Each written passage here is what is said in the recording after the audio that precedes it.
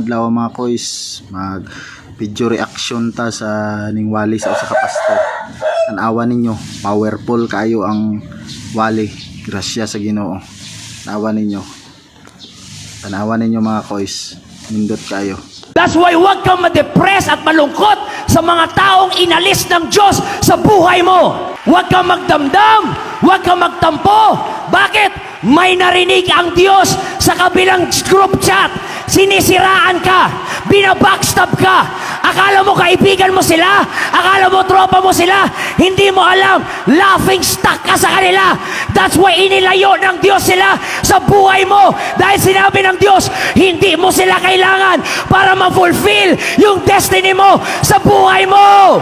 You thought you were rejected, but the truth, you were protected. Alam ng Diyos, mga kapatid, kung sino ang totoo kong kaibigan. At sa mahabang panahon, pinatunayan sa atin ng Diyos, ako lang ang totoo mong best friend. Iiwan ka ng lahat, pero ako hindi kita iiwan. Nakangiti lang yan sa'yo, pero sip-sip yan. Nakangiti lang yung mga yan sa'yo, pero may plano yung hindi maganda. That's why ilalayo kita sa kanila. Hindi mo sila kailangan. Ako lang ang kailangan mo. You don't need to have 1,000 of friends. When you have me, you have everything you need. Ang hindi mo alam, nung nawala sila, pinagpala ka lalo ng Panginoon. Sometimes it's better to be alone with God. It's better to be alone with God than of friends that are not real, mga kapatid.